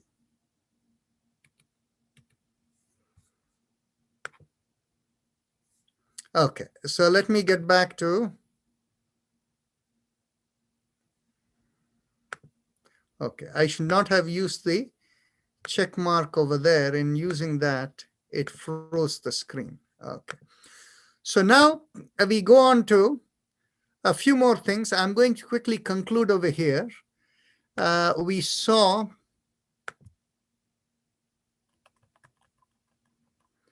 okay, so if we look some substance, anytime we have a conversation, away from the details, you want some quick things to take away that you will remember. The Yoga Sutras is general, whereas on the other hand, Bhagavad Gita is a conversation with Arjuna and Krishna, who are good friends. Yoga Sutra is universal, whereas Bhagavad Gita refers to Vedic traditions. Now, Yoga Sutra is systematic principles are presented, whereas here in Bhagavad Gita, it is a systematic, the principles are presented in the context of a battlefield conversation, and it has limitations. And the Yoga Sutra is the expression of a yogi, whereas Bhagavad Gita is that of an avatara. So this, you can think of it as the nature of it and how to understand yoga. I have already explained some of these terms which are very important to understand. The concept of a sadhu, sadhak or a sadhana is all about seeking. Seeking is not the same place as being able to understand. And the understanding comes at a deeper level with a sannyasa and with avatara purusha and yogi, of course. And each is a higher level of, as I mentioned, yogi is the highest level of understanding. And then we spoke about the nature of karma versus karyam or kartavyam. And now there are 2 other words which are very important to understand. Very often people don't recognize that when we read the Bhagavad Gita, there is a difference between the word atmana and atma. You see, anaha in Sanskrit means to inhale. Mana means the mind. From where the mind is inhaled and where it rests is the Atma. So Atmana literally means from where the mind is inhaled. And whereas on the other hand, Atma is where it rests. So if you deeply go into the yogas, into the Bhagavad Gita, and if you want to truly understand specific verses, the deep meaning, you need to understand that. And then the other one is brahmachari. That's a word which has often gotten confused, largely because of the people calling brahmacharya means celibacy. You know, there is nothing called celibacy. Brahmacharya does not have anything to do with celibacy. Brahmacharya means, chara means to move. Brahma is all of existence. So when you're seeking to move in all of existence, the state of that movement is what is called brahmacharya. In other words, exploring all of creation, curiosity to know. Brahmacharya means curiosity to know. That is why a student is called a brahmachari. So with these terms, if you look at the Bhagavad Gita, you will get a lot more of clarity when you read over here. Now, obviously, I don't plan to go through the 7 statements and the 17 questions of Arjuna. However, for you as a positioning over here, you can see there are 2 statements made in chapter 1. And what is the statement over there? The first statement that Arjuna tells is Krishna, he tells him, take me to the middle of the battlefield. And then after observing everything, he is in complete despair. And so he is going into his ranting. Why am I going to kill all of this? This is nonsense. Why am I up to do this and all of that? And then after that, in chapter 3 is where the opening statement he kind of makes over there. And again, that is the despondency that carries from there. And that is what leads to questions one after the other. In fact, his questions start only from chapter 2. In the first chapter, it's only the despondency. And then, of course, Krishna answers each one of the questions. Then the next statement, and all the statements stop after once Krishna starts answering the question from chapter 2. But then in chapter 11, when he has the Vishwarupa Darshana, he's in complete awe. That awe results in, him kind of explaining, you are this, you are that, and he's completely flabbergasted, and he's simply stating, oh, what divine, experience he has had. That is the statement you see in chapters 4, the statement 4, 5, and 6 come in chapter 11. And the last statement in chapter 18 is when he says, Krishna, now I have understood everything, and he surrenders to Krishna. And so that is the statement you see over there. Whereas each of these questions answered over here is what makes up the Bhagavad Gita. And you will understand that there are certain places where Krishna is going on and he has no more room for further questions till Krishna finishes. And that starts in the first 6 chapters. From chapter 2 to 6, it is always preceded by a question. Whereas when the discussion of the nature of cosmic existence comes, and then the question answer, there are chapters that Krishna goes into where the previous question itself carries on. So you can see that after chapter 6, in chapter 7, there are no questions. Chapter 7 is the continuation. And then you will see that after chapter 8, chapter 9 has no questions. It's a continuation that is going. And when after chapter 14, when the question 15 has been asked, chapter 15 and 16, there are no questions. So you can see the flow of how in the first section, it is because he's specifically answering the individual element of what Arjuna needs, he's answering. But then when the later discussion comes, it goes like this. Now, of course, I can go on over here, each particular element, and we can go through it. And this will, of course, take many more hours. But the questions, each one of them explained over here. But now I'm going to go into the last screen over here and conclude our presentation here for today. And after each of those questions are all answered is the conclusion, that is the power of Bhagavad Gita. See, Bhagavad Gita sweeps the imagination of Sanatana Dharma of Hinduism. You see, it is one thing when you have the dry discussion of yoga as an essay in the Yoga Sutra, it is not very attractive. But then when you have somebody who is an extraordinary manifestation, who has swept the entire, imagination of humanity at the time of Mahabharata, that Krishna's presence as a wonderful, charismatic personality, the stories of his Krishna Leela, when such a person comes and explains, people listen.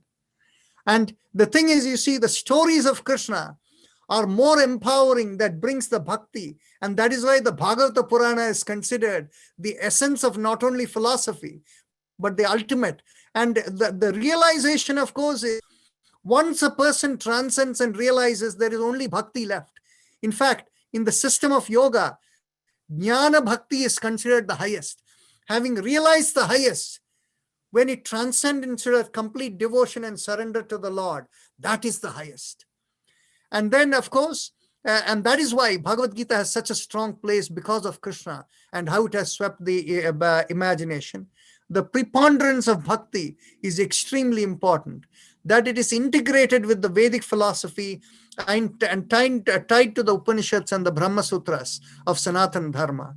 And hence, because of all of these concepts, as a simple conversation between two people, it is available to the common man as a stepping stone to the higher yoga of the Yoga Sutras. So that is how we should view Yoga Sutras and the understanding of yoga of Bhagavad Gita. And with that, I will just end over here. Thank you. Thank you, Rajanji. Oh my God, excellent. What a bird eye view, but very essence of everything you covered. Thank you so much. We leave any comments or any questions. We may have about 10 minutes to go for the questions or answers. Both Nirali and let me suggest, let's also address any questions that are left for Nirali also over here. Yes, Nirali, yes. Anybody? I see 2 hands being raised. Alagiri Venkatesanji, if you could go on. No, you didn't mean to raise your hand. I'm sorry. Sundarji. Thank you. This is to Dr. Narayan. In chapter 11, when we were talking about Vishwaroop, and you explained about the state where you can go timeless, right? Where you can go past. Is that question is, Dr. Narayan, is it also to go future? The ability to go future? See, you can go into the future in a limited way if that is your swadharma. In fact, all of the abilities to go wherever depends upon what is the purpose. The cosmos only reveals as much as you need to know in order to perform your duty. Okay? So Krishna's duty at that time was to explain to Arjuna why going and killing all the people over there in the battlefield is academic. Because in any case, by the cosmic flow, they need to be killed and they need to go. And so he was able to show the future of that to Arjuna. Now, of course, as a yogi, when you have a question in your mind, why, what, and all of this, all the past is evident to you. So, for instance, we can go into the, please mute yourself till you're ready to speak. Otherwise, there will be, feedback coming. Okay. So, so if you want to go into the past, it is much easier to go into the past than to look into the future. Okay, in future, we can get glimpses. But in the past, it is all there as it is.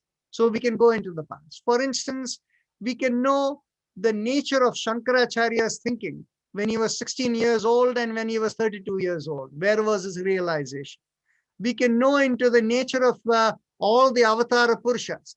We can know what is the nature of Krishna as opposed to the of Narasimha, the previous avatar. Okay, so there is a very interesting element. If you look at, for instance, Narasimha Avatara, Narasimha had Atma Vidya, which was beyond Krishna. However, on the other hand, Krishna didn't need any more than whatever he did for the world. So Narasimha came over there, he appeared and he disappeared in the form of light or whatever. He was never physically born like Krishna. Narasimha was far beyond Krishna. But then that realization only a yogi can know. Whereas on the other hand, Narasimha was not the speaker who was giving the world of Bhagavad Gita to the world, right? So Krishna is more relevant to the world than Narasimha. So these are things which we can know as yogis, to know where other greatness lies, what is the nature. And the nature of, for instance, Hanuman. Hanuman is of a different category, but I don't want to digress. But yes, the past can be infinitely known, but not necessarily the future. Only whatever you need to know will be known according to the time and place as the Lord wishes. Yep. Very good. Thank you. Thank you. There was one on the chat box, Rajanji. Somebody is asking, how do we get the information or book on the Yoga Sutras? Is there any particular book? See, the thing is, you see, we have our Yoga Sutra, which is there on the website. So I can actually give the link. We do have, I did write the Yoga Sutra at some point in time. We haven't published it, but nevertheless, what we have on the website should be good. And I'll give you the link right now. And so you can use it. Thank you. Any other comments or questions? Bakul Viradia ji has a question. After Right. Sundarji, Yeah. please complete your thought. I'm good. Thank you. Okay. Hi. Okay. My question is to Nirali.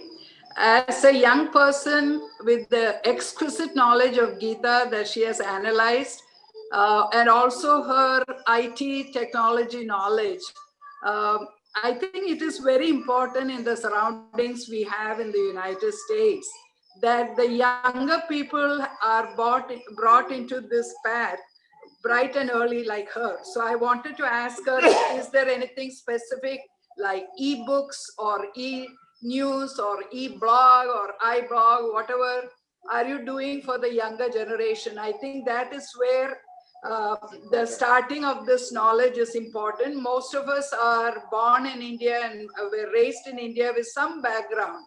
And all parents are trying their best to do that to their children and grandchildren here.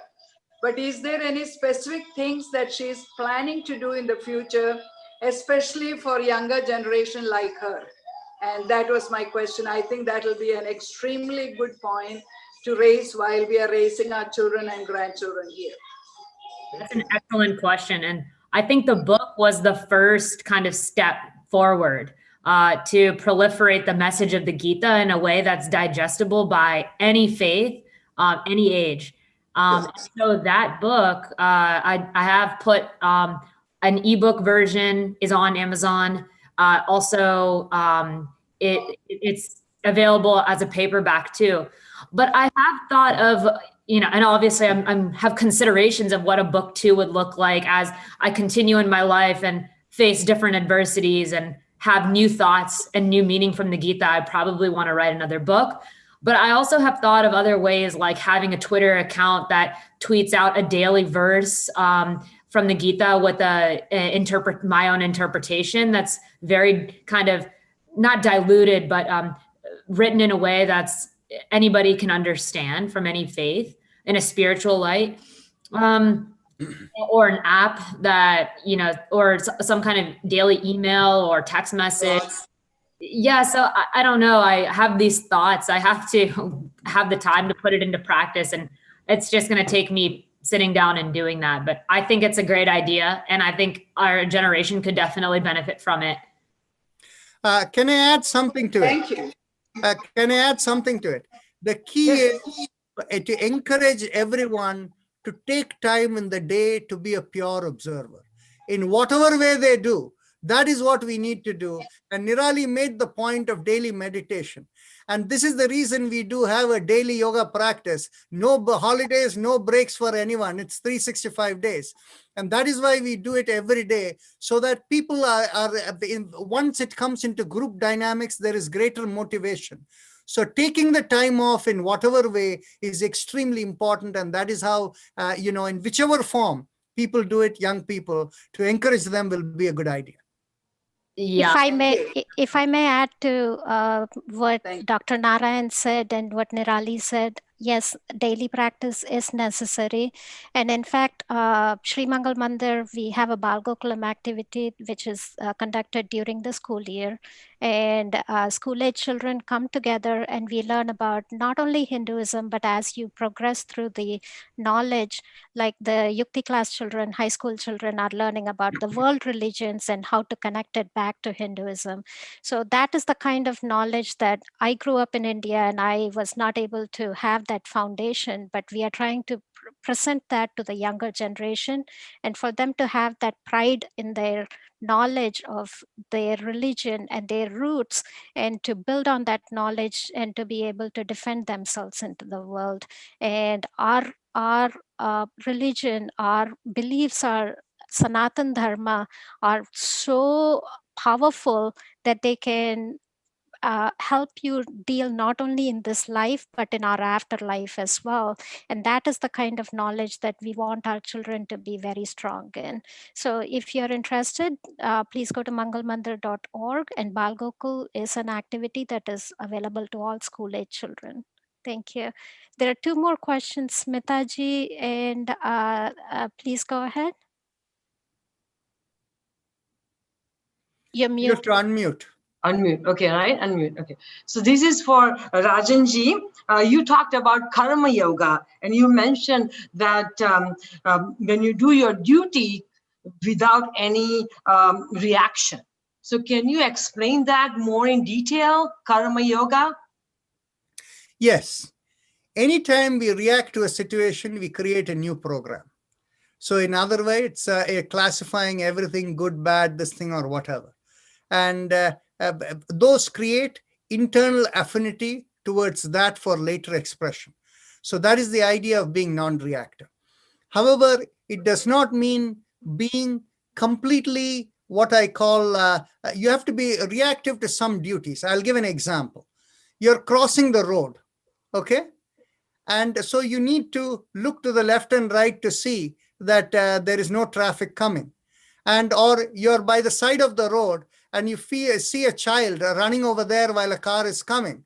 So on the other hand, it is not like you immediately, instinctively, you know, within yourself, you stretch out your hand and pull the child out of the way of the traffic over there. So in other words, being not reacting does not mean not doing your duty.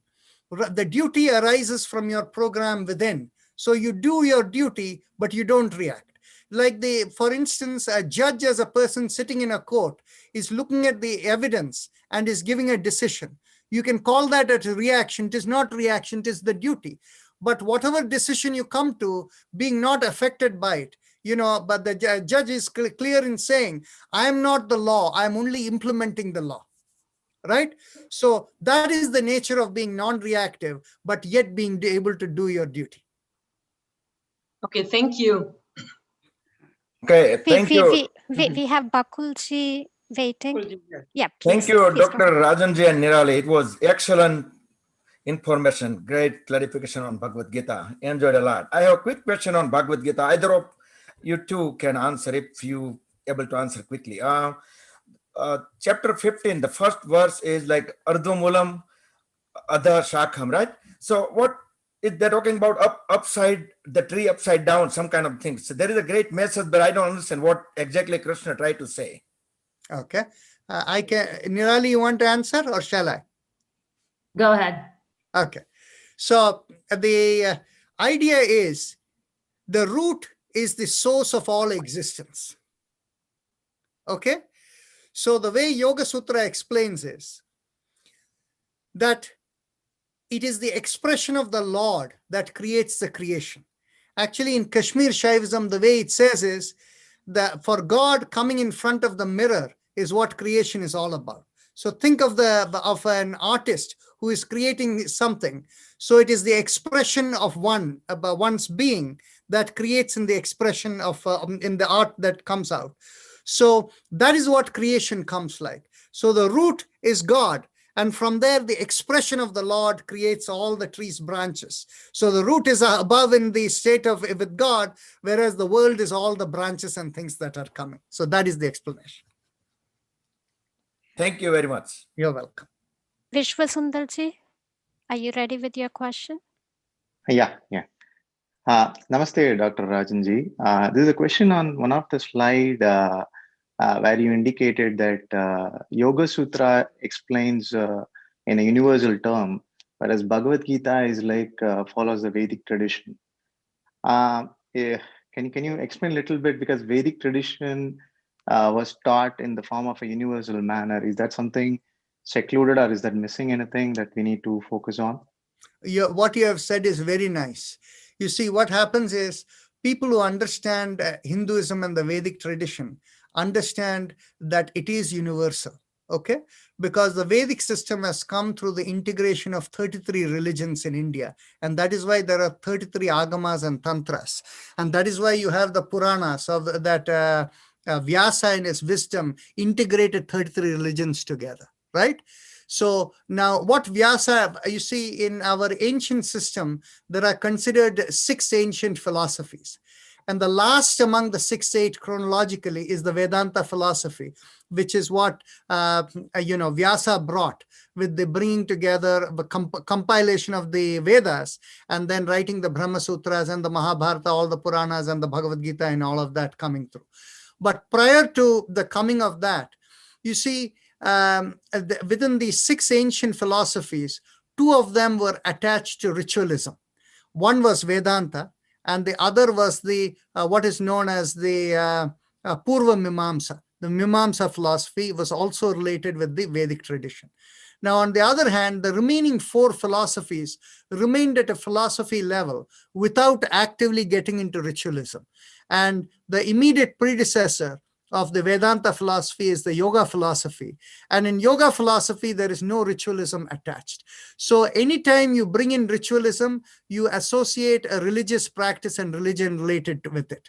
So it is in that sense that yoga is universal, whereas on the other hand, Bhagavad Gita is related to the Vedic religion. But anybody who understands the Vedic religion as something that is Sanatana Dharma, or the eternal truth that is bringing together of 33 religions. In fact, if Vyasa was alive today, he would have found enough commonalities and borrowed from the texts of Christianity and Islam and all of them and formed one particular as the Sanatan Dharma. But because people look upon Bhagavad Gita as Hinduism and all of that, without understanding Hinduism is universality, right? So that is the reason in that sense that I brought general versus, Vedic religion. Thank you, Gautamji. Thank you. This will be a last question. It's about 12:30. So I think Tara has raised the hand. Go ahead, please. Yeah. Namaste, everybody. It was pretty enlightening. To me, this type of discussion, especially for the Vedic way of life with yoga practice of Rajan Narayanan and Nirali Shah, beautifully explains to the current generation of people. I want you all to see if you can publish it in your website, the maximum effort that you can take to give this properly, so that we can widespread kind of the messages that they have given. I think it is very pertinent, applicable to all ages and at all times, and we can always refer, and I can help you with that in case if you want to do that. Anyway, I'm willing to do that. Go forward, especially with these 2 wonderful speakers today who gave us an insight and the relevance of both the Vedic point of view as well as the emotional point of view. It was great. Thank you so much, everybody. Thank you, Taraji. Very nice. So this is an ongoing, just like this knowledge is a flowing river. There's a never ending. So we will see in the future if we can come up with something like this again. But thank you, all of them. And I'll have Jyoti ji thank everybody. Jyoti, please go ahead. Before that, Jyoti ji, can I say something? Sure, please go ahead. So thank you all for joining. It was great. Dr. Rajan hosts 2 daily online yoga sessions every day, as he told, 5:30 p.m. Eastern time and 5:30 p.m. Western time. And I have posted the link, the registration link for both in the chat box. And so please feel free to register. It's a free class. Anybody can join, and feel free to forward it to your friends. It's a chair-based yoga that is mostly on breathing exercises and some very gentle stretching and mantras. And over the course of last 9 months, we have gotten a lot of respect, and a lot of people have regularly joined our classes, and people have given testimonials of how it has benefited them for a lot of their chronic health conditions. So please feel free to join, and thank you all for joining this amazing session on philosophy of yoga and Bhagavad Gita. Thank you. Thank you, Balmukunji. I've shared the link also with the in the chat, and for those that are not aware of this, this is an excellent practice. I do it every day. And if you're not able to join live, there is a YouTube link that is shared every day as well. And you can do it on demand using YouTube. But if you do it at the same time every day, like Dr. Narayan said, practice helps you build your practice, helps build your foundation. So please do that. There was a question in the chat. So I'll have my husband answer that question, and he will close out with a prayer, and then I will give the thanks to everybody. So the question was, is equanimity the same as sthit prajna? Manmohanji, please go ahead.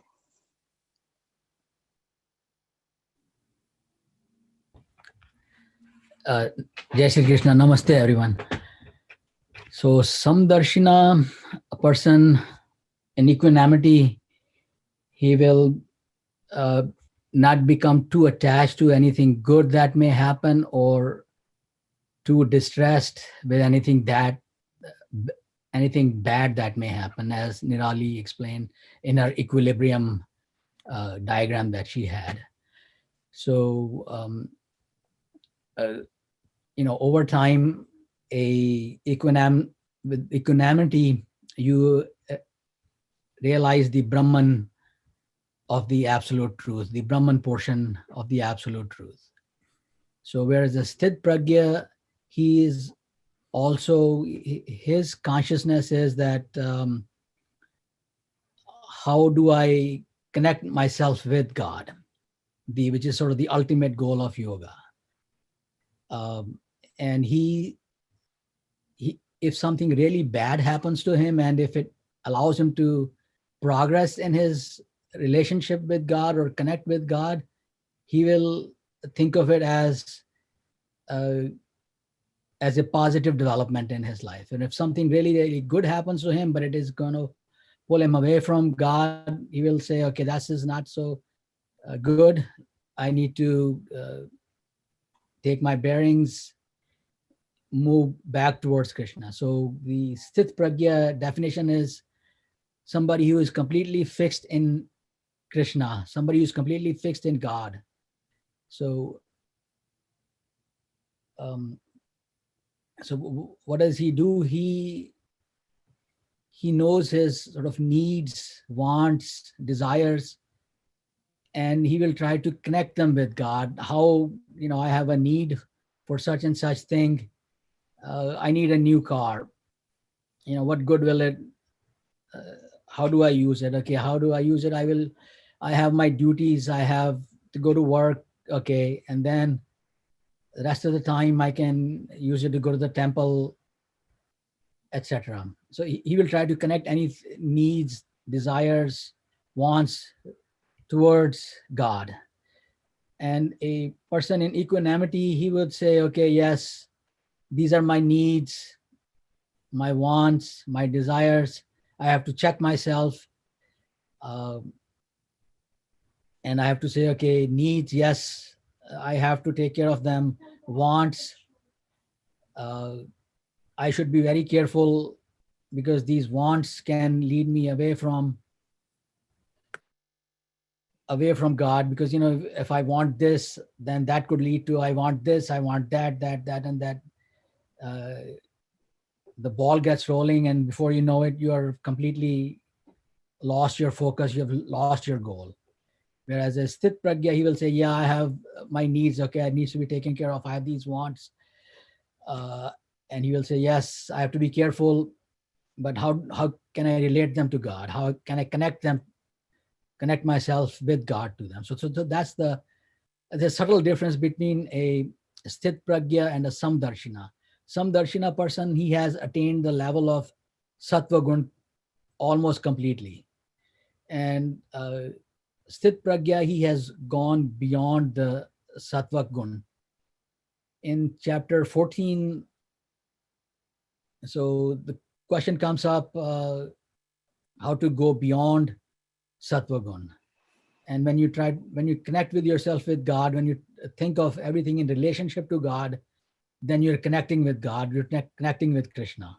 Otherwise, you're at this Brahman level, which is you have attained mukti, you have attained liberation, you have gone beyond this material world, and you can go further by connecting with Krishna. So that's the difference between sthit pragya and samdarshina, or equanimity.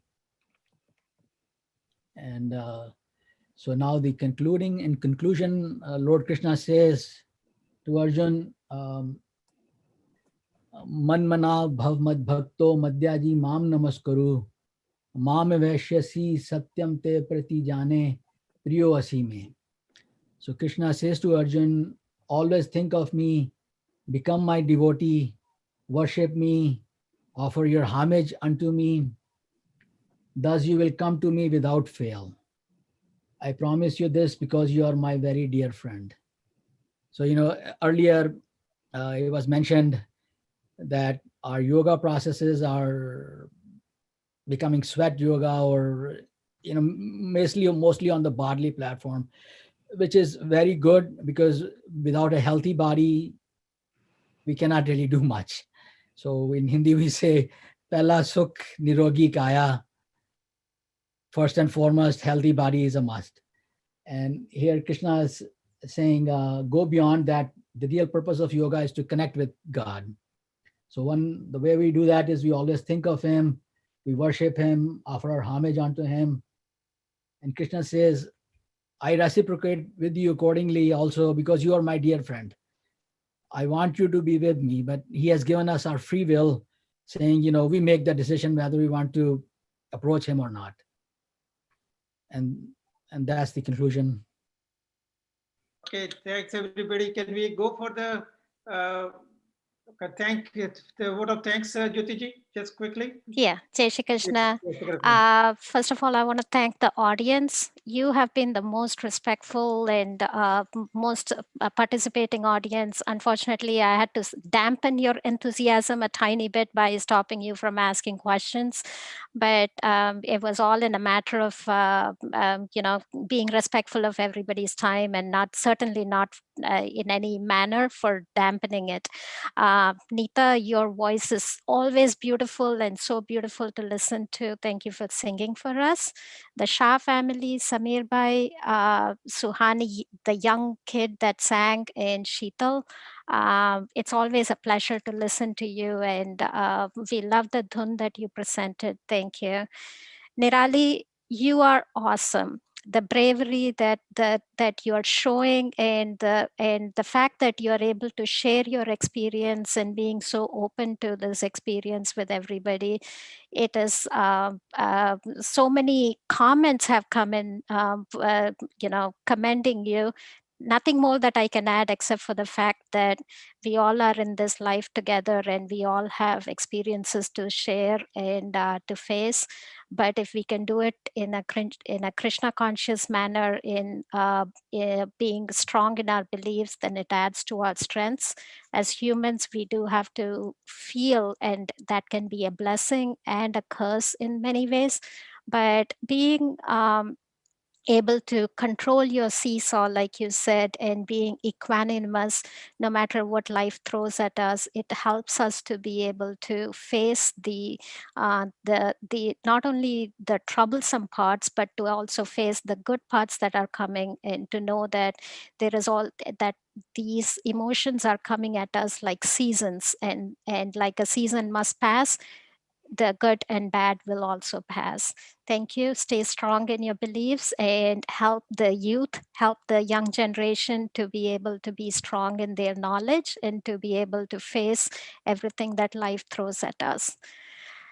Dr. Narayan, if I praise you in any way, it'll be like chota muh badi baat. And to translate for those that did not get what I said, it's like I'm very small compared to Dr. Rajan's infinitesimal ocean of knowledge that he carries, and those that practice yoga with him, and those that associate with him every day know how great he is and how strong he is in his beliefs. Thank you for sparing your time, and it is very valuable that your time, and you have spent it with us. And it's really, we are very grateful to you.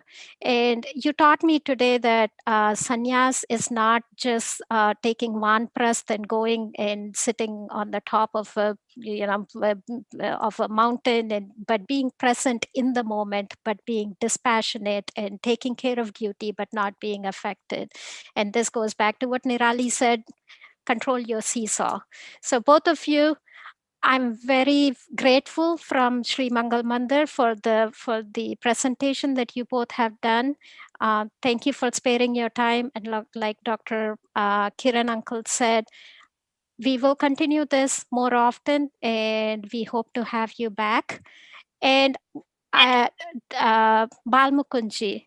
Balmukunji was so phenomenal in organizing this and for spreading the word, and he got such a great turnout for us, and I'm very grateful to him. There's one person that we always fail to thank, and that is Dr. Kiran Parekh. He is a surgeon, for those that don't know him very well. And I know he's going like, don't talk about me. But even when he would step out of surgery, he would call me and he would say, how about this? How about that? What do you think? This morning at 6 o'clock, he's calling me. Last night at midnight, we are texting each other. I mean, the energy that Dr. Parekh carries, it is phenomenal, and he is the glue that keeps us together. And of course, Tamu Ben is the support, and I know that he cannot exist without Tamu Ben supporting him this way. Thank you both, Dr. Kiran Parekh and Tamu Ben. Jai Shri Krishna. That's all. Thank you so much. We'll see you soon. Okay. All right. Thank you.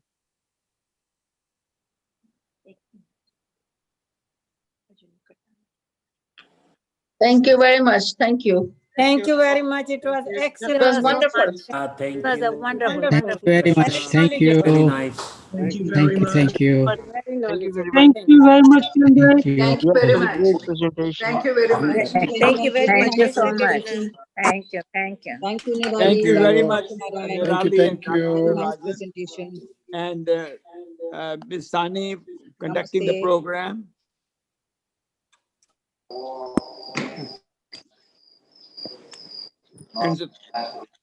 And thanks to Dr. Parekh also. Thank you. Welcome. Thank you. Yeah. Thank you, Bakul Bhai, for coming.